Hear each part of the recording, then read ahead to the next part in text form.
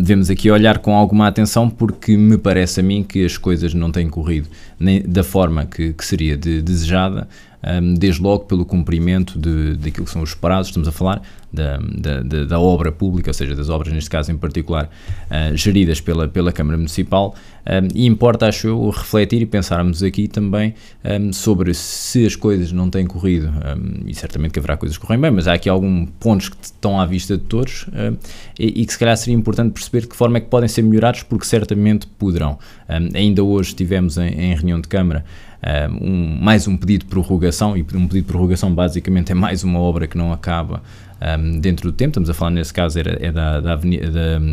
da Rua Coronel Garcês Teixeira e Avenida Aurélio Ribeiro, que foi mais uma obra que não vai acabar em tempo, e essa aí até é paradigmática, não acaba a tempo, porque tivemos ali um conjunto de trabalhos complementares de correção de coisas que se calhar poderiam ter sido apanhadas a tempo ou vistas a tempo. Pronto, nós, e quando digo nós, estou a falar os vereadores do PSD, têm falado recorrentemente sobre o tema, e em particular nessa obra até se fala, eu diria com um tempo suficiente para analisar aquilo que se via logo antecipadamente, e os moradores também viam isso, e eu moro, até por acaso moro ali bastante perto, e via-se, e as pessoas falavam e comentavam, bastava ver que realmente as coisas, havia ali algumas medidas que não deviam estar a bater certo, e mesmo que em projeto viesse assim, e este é um tema que eu tenho falado quase desde a primeira hora, que é a questão da revisão do projeto, porque estamos a falar da revisão do projeto. Obviamente que há projetos de 200, 300 mil euros de obra, e há projetos de obras como temos alguns a decorrer, de 2 milhões, 3 milhões. E uma derrapagem de 10% numa obra de 300 mil são 30 mil euros, numa obra de 3 milhões são 300 mil euros. Pronto. E acho que isso é importante, que haja esse vai atrasar as coisas ou vai demorar um pouco mais? Sim, se calhar vai, mas vai compensar, porque a obra em si depois pode não ter esses atrasos, essas derrapagens, vai compensar porque não os custos com os tais trabalhos complementares, e este tema tem sido um pouco recorrente, que aconteceu com essa rua em particular, mas estou-me a recordar, o Centro Escolar da Linha Ceira demorou muito mais tempo do que aquele, já está em funcionamento, mas demorou bem além, se calhar 2, 3 vezes o tempo que seria expectável.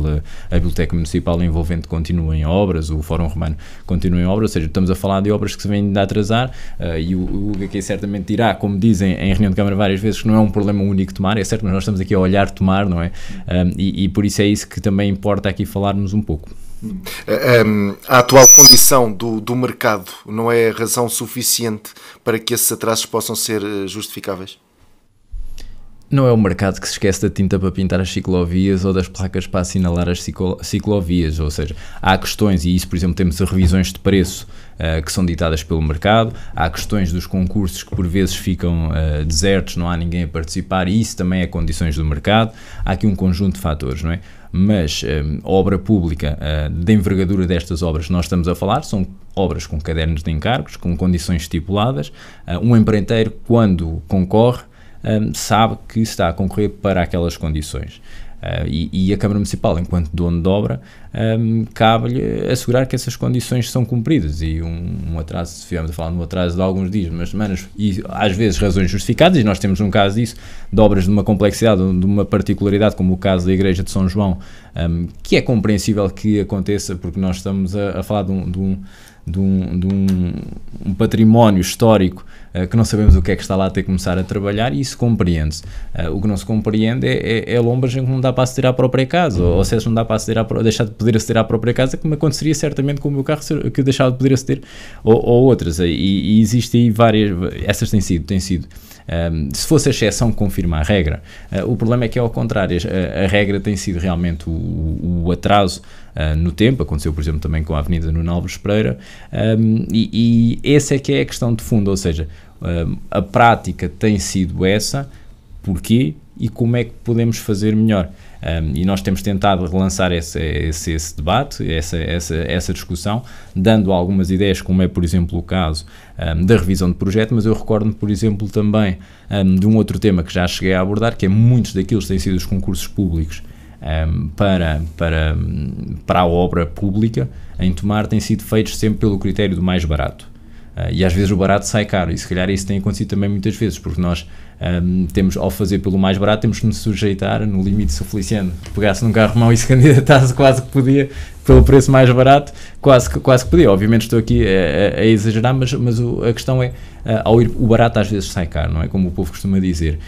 E se calhar assegurando aqui alguns critérios de qualidade na proposta, qualidade também de cumprimento pelo empreiteiro que concorre à obra. Se calhar poderia-se tentar cumprir isso, porque existe se calhar outros exemplos, como dirá a seguir, pelo país fora, mas também existe bons exemplos, quem está a cumprir os tempos, quem está a fazer as obras dentro dos tempos, que estão mais caras por causa do mercado, estão certamente, mas as coisas têm que ser também, perceber o que é fatores exógenos, o que é que não está nas nossas mãos e aquilo que está nas nossas mãos. Muito bem, o Cristóvão, relativamente àquilo que está nas mãos da Câmara, tudo tem sido feito de acordo com as necessidades? Está sempre tudo nas mãos da Câmara, pelo menos no entendimento de alguns. Mas, bom, sobre este tema, começar pela parte talvez mais política ou partidária, se me permitem, para depois ir à questão mais técnica, jurídica, administrativa. E só para não me esquecer, começar por referir este último exemplo do vereador do Tiago, aqui não está enquanto vereador, mas que o Tiago deu da questão do critério para a adjudicação dos concursos. Bom, é verdade, a lei permite vários critérios e pode não ser necessariamente o critério da oferta mais barata para portanto, a realização de uma obra. Só que a verdade é que este é o critério objetivo. E tanto assim é que é aquele que genericamente é mais utilizado por esse país fora. Podemos ir, de facto, ao critério mais subjetivo, portanto, tentar, no fundo, haver uma avaliação de quem está em melhores condições de fazer uma determinada obra, portanto, a empresa que possa oferecer mais garantias, ou que tenha mais provas dadas, enfim. Mas não tenho dúvida nenhuma que no dia em que fizéssemos isso, ou venhamos a fazê-lo, que a crítica vai ser, então havia aqui um mais barato e vocês escolheram outro, o que é que se passa aqui? Se calhar há aqui coisas estranhas, não tenho qualquer dúvida sobre isso, independentemente de reconhecer que num ou noutro caso, eventualmente, e nomeadamente em obras maiores, pudesse ser de facto um caminho a seguir. Sobre a questão das obras e vá lá, das obras em geral e desta ideia que se tem tentado colocar ou colar a esta governação de que as obras não correm bem e, portanto, mais uma vez, começando pela parte política, eu tenho que dizer isto. Portanto, eu percebo naturalmente a oposição, começar pela oposição e depois naturalmente isso depois reflete-se também na comunidade ou na opinião de algumas pessoas, tenha que encontrar pontos que entenda mais fracos para poder de alguma forma fazer esse trabalho da oposição e tentar, portanto, fragilizar aquilo que seja a governação para naturalmente, como é evidente, e não estou a dizer isto de forma propriamente pejorativa, mas tentando encontrar um caminho que possa levar precisamente à alteração de governação na autarquia. E portanto, enfim, não encontrando eventualmente melhor, tenta-se ir por esta lógica de sim, a Câmara faz muitas obras, mas falas mal. Bom, ora bem, primeiro é evidente que há um contexto nacional e até internacional dos últimos anos, e nomeadamente pós-pandemia ou durante a pandemia e agora pós-pandemia e também com a questão da guerra e com tudo o que isso, e a crise, portanto, internacional, e com tudo o que isso tem implicado. E basta ver que isto é notícia regular a nível, mais uma vez digo, nacional, mas mesmo internacional.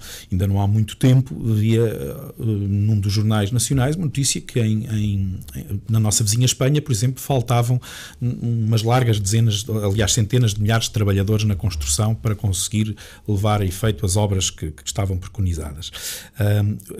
Portanto, aliás, este é um dos grandes problemas dos últimos anos, a falta de recursos humanos e, portanto, a falta da capacidade das empresas de responderem atempadamente às obras preconizadas.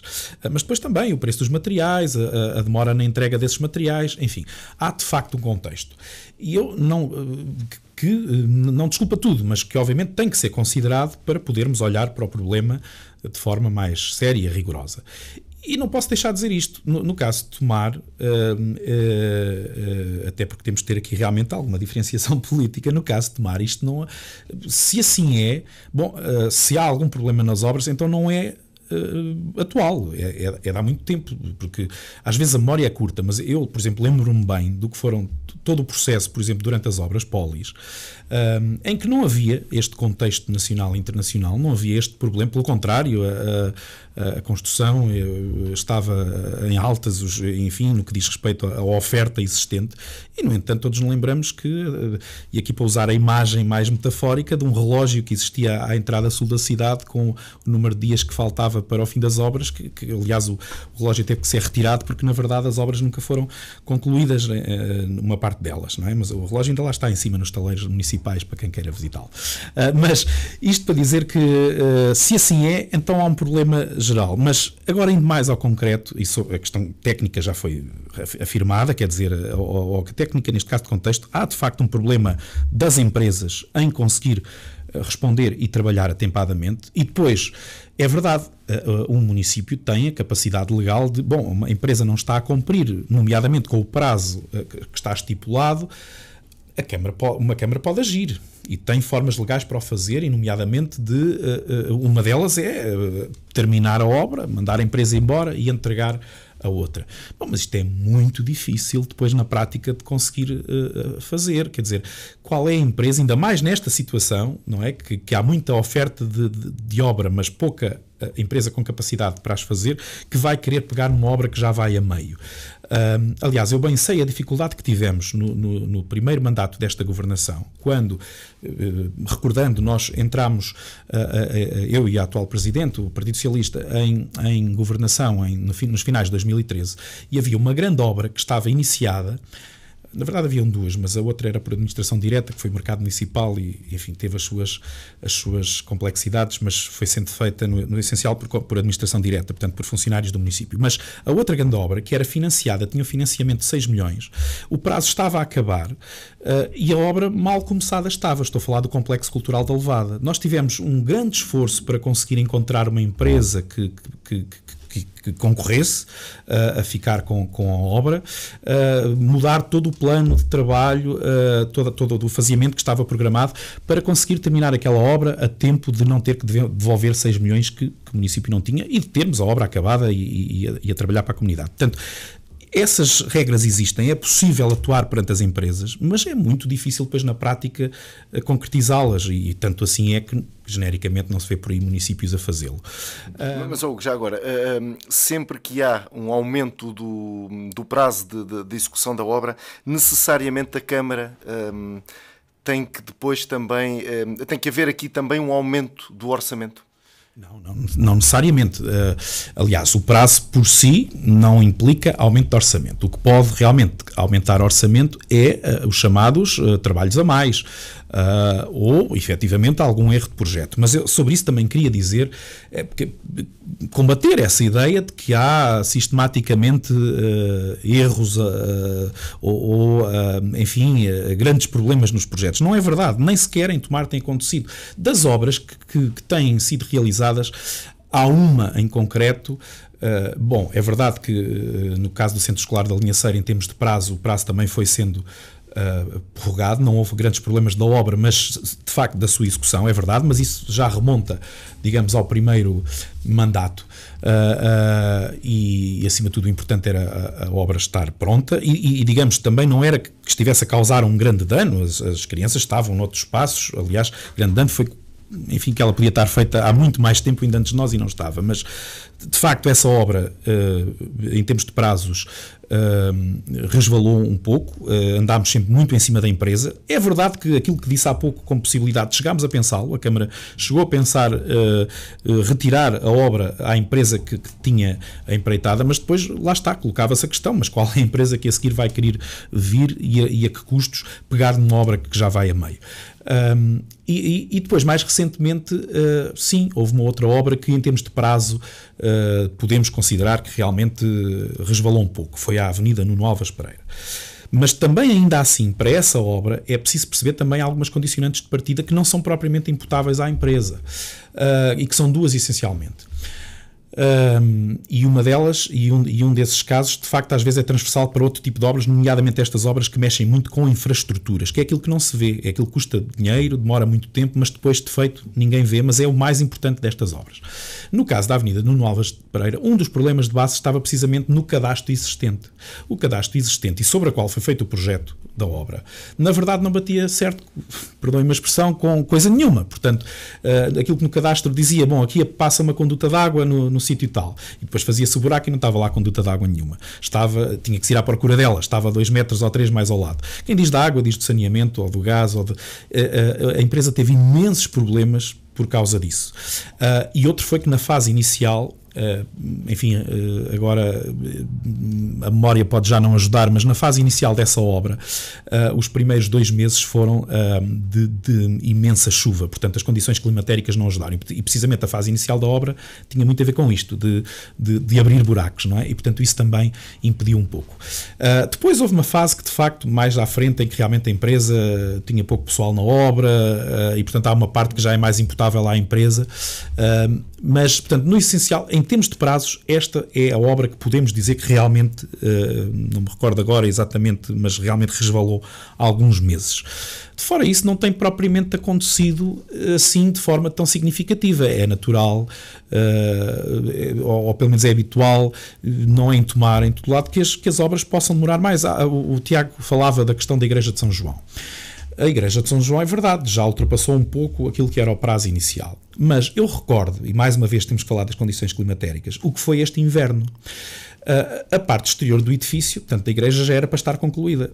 Mas temos que nos lembrar que entre novembro e janeiro praticamente houve chuva contínua. Quer dizer, contínua quer dizer que, ok, pode ter havido um dia ou outro pelo meio que não choveu, mas para se fazer determinado tipo de trabalhos é preciso que esteja pelo menos uma semana de sol para que as paredes estejam secas, para que, enfim, há aqui um conjunto de questões técnicas. Portanto, a verdade é que isto acontece, quer dizer, e nas obras isto não é possível prever. Isto não tem a ver com erros de projeto ou com grandes omissões. Agora, também é verdade, e é preciso sublinhar que na questão dos trabalhos a mais, e por exemplo no caso da Coronel Garcês Teixeira, ou vulgarmente conhecida como Estrada da Serra, houve realmente um conjunto de trabalhos a mais, mas é preciso lembrar que entre o pensar a obra, fazer o projeto, e reparem, um projeto deste tipo de obras demora pelo menos 1 ano a ser concluído, entre as múltiplas especialidades, entre parceiros de outras entidades, pelo menos 1 ano para fazer um projeto desta natureza. Mas na verdade, em regra, é até mais. Depois, encontrar financiamento, lançar empreitada. É verdade que houve uma fase em que muitos, e mais uma vez não era apenas em tomar, muitos concursos iam ficando desertos porque as empresas estavam-se a retrair e, portanto, não estavam a concorrer aos concursos.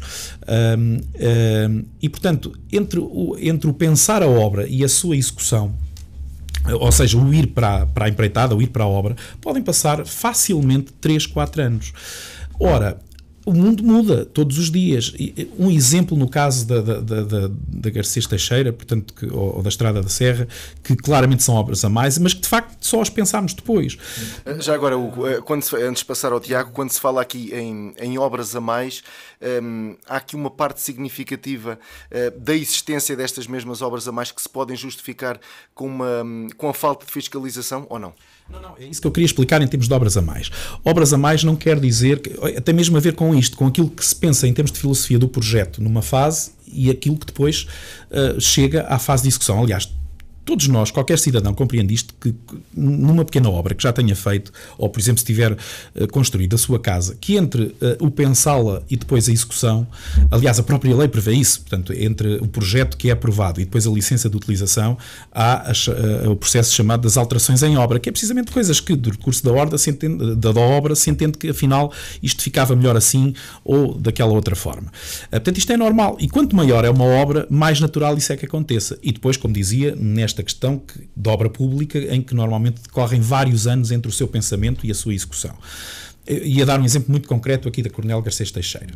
Quando a obra foi pensada, estávamos num outro tipo de paradigma e, portanto, não foi considerado, não foi sequer pensado na altura a questão de enterrar as ilhas ecológicas.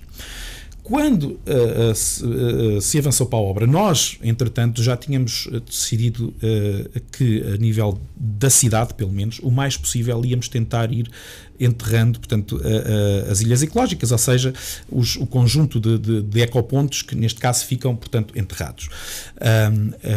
E temos vindo a fazê-lo. Neste caso, que a obra já estava no decurso, claro que nós tínhamos duas opções, ou deixávamos a obra acabar e faríamos isso a posteriori, ou fazíamos aquilo que fizemos, que foi, não, mas já que a obra está a decorrer, vamos fazê-lo já. Isso foram trabalhos a mais. Portanto, é preciso ter a noção que cada ilha ecológica destas custa na casa dos 20 mil euros.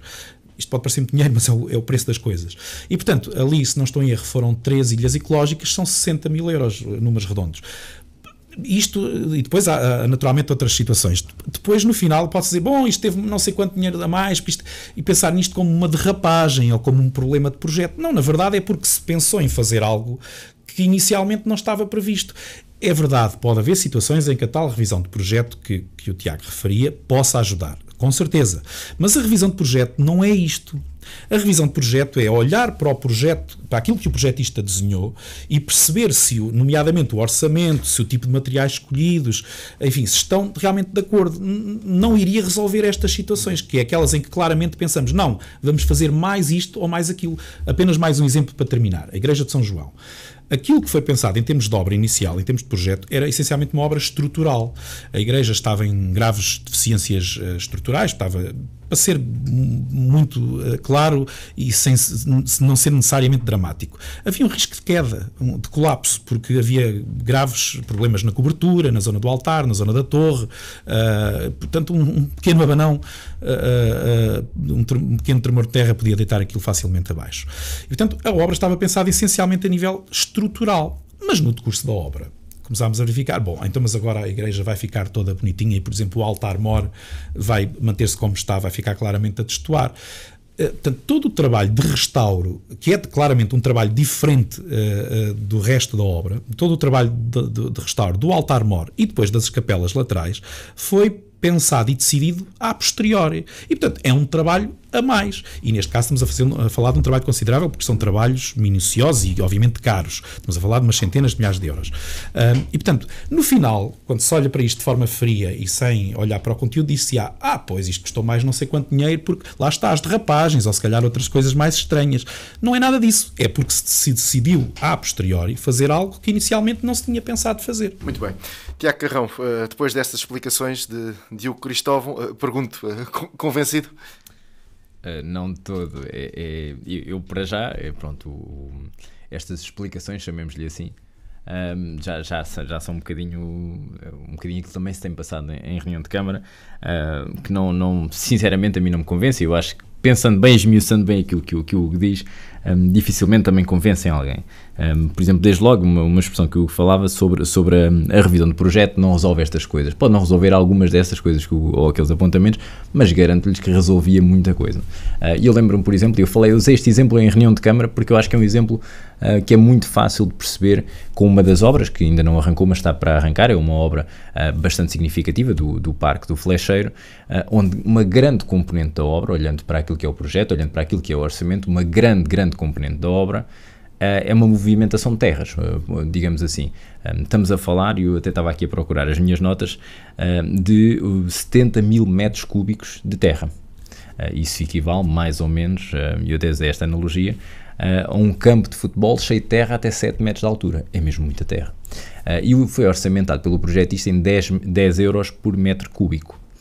São 700 mil euros por movimentar terras. Imaginemos, e o projeto isto é humano, como falávamos há pouco, cometeu um lapso, não intencional, obviamente, mas que em vez de 70 mil metros estamos a falar de 80. São logo mais 100 mil euros. É uma conta que se calhar se exigia a tal revisão para ver as tais contas, para ver se bate tudo certo, porque se calhar essa revisão também tinha apanhado coisas, não tinha apanhado as tais ilhas ecológicas, que foi, como referiram, uma opção. Mais tarde, mas foi uma opção. Mas se calhar tinha apanhado o facto de aquela altura de lombas não permitir os carros lá passarem. Se calhar tinha apanhado... Não iria. Se não iria, então, é assim, isso parece-me regulamentar. Temos Volto carro. Assim, eu não quero propriamente interromper, embora possa fazer... É só sublinhar isto novamente. Uma revisão de projeto é alguém que olha para o projeto e vê se aquilo que lá está bate certo com aquilo que é suposto acontecer. Ou seja... E pegando nesse exemplo dos lancis, os lancis estavam à altura regulamentar permitida. É uma questão de opção, tê-la ou não tê-la, e nós depois optámos por corrigir. Mas ela estava a regulamentar. Aliás, ainda na passada semana eu tive que ir a uma reunião aqui, um conselho do nosso vizinho, onde, curiosamente, muito perto, aliás, da Câmara do local, estavam a alturas exatamente iguais. E mais, este projetista faz isto nos seus projetos por todo o país e até no estrangeiro. Portanto, estava a regulamentar. É uma opção retirar ou não. Mas isto, o que queria sublinhar é isto. Uma revisão de projeto olha para o que está no projeto, não para o que não olha para o que não está lá. Isso é tudo muito certo, mas eu não posso acreditar que seja uma opção plausível e que quem olhe para aquilo considerar que uma altura de lancil que não permite um carro subir ou descer sem bater.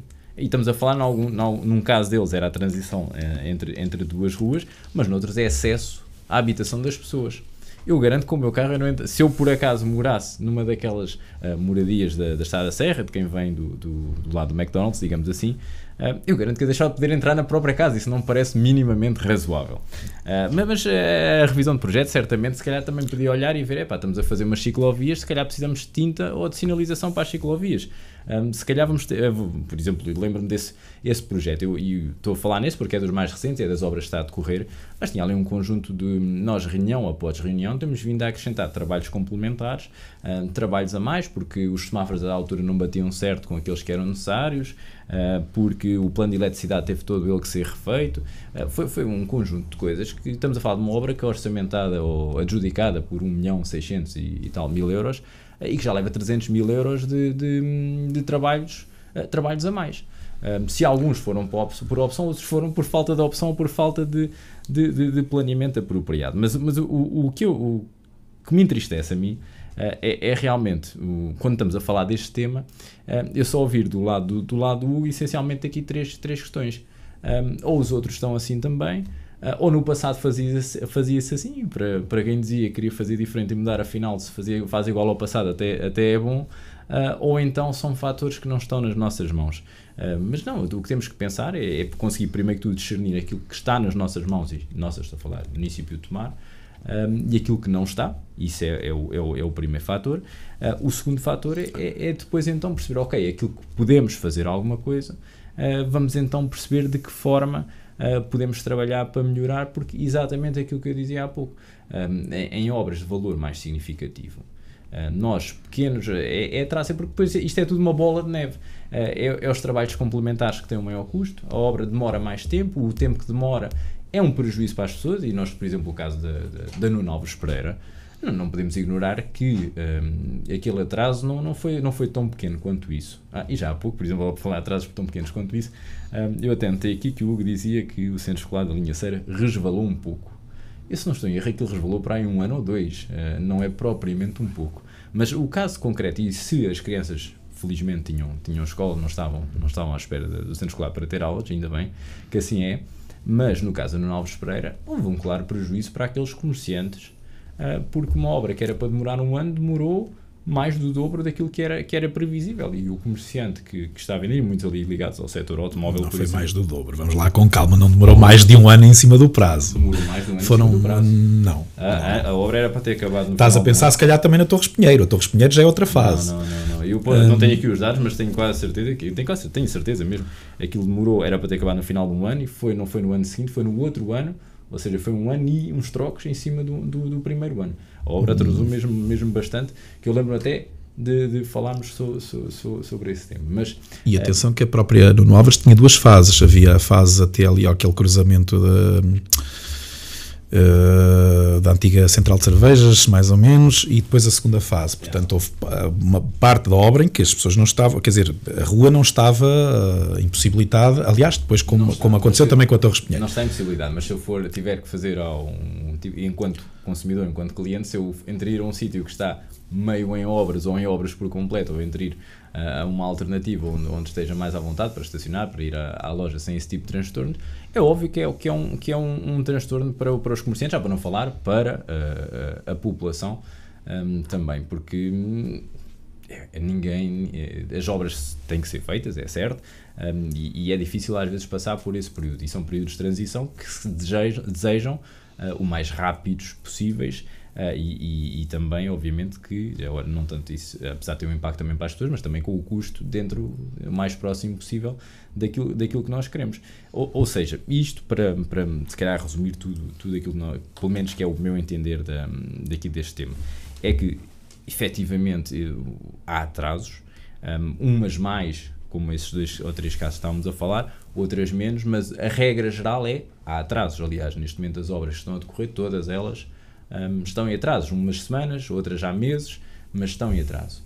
E o que acho que é mesmo importante, e é isso que não deveria continuar a ser ignorado, é perceber, ok, em que fase ou em que fases é que a coisa está a falhar, em que fases é que podemos melhorar. É na fase do projeto, é na fiscalização, é na execução da obra, tudo isso tem que ser analisado para perceber, para diminuir os custos, para diminuir o tempo e para, obviamente, também diminuir o transtorno à vida das pessoas. Muito bem, eu avançava porque já estamos mesmo na reta final para não terminar assim de forma abrupta. 30 segundos para cada um de vós, o Cristóvão.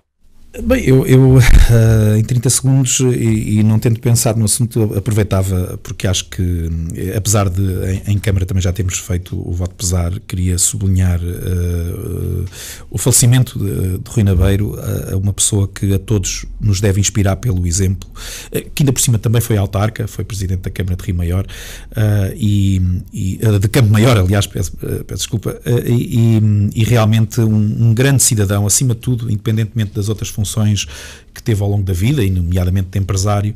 O que sobressai é da grande figura do humanista, portanto alguém preocupado com os outros, aos mais vários níveis, a própria questão da empresa de nunca ter querido deslocalizar, nunca ter aceitado vender a empresa por ofertas milionárias que tenha tido de empresas internacionais, tudo sempre teve a ver com o facto de usar a empresa também para redistribuir riqueza, para de facto fazer o bem àqueles que o rodeiam e à comunidade, neste caso mais em particular de Campo Maior, mas numa perspectiva geral de muitas outras, e nomeadamente Tomar também teve exemplo disso com os apoios que ia dando à Festa dos Tabuleiros, ao Congresso da Sopa, a outras entidades e também aos projetos e às causas, e portanto um grande ser humano e é nestes exemplos que nos devemos focar, um grande humanista e, claro, não posso deixar de o dizer, um grande socialista.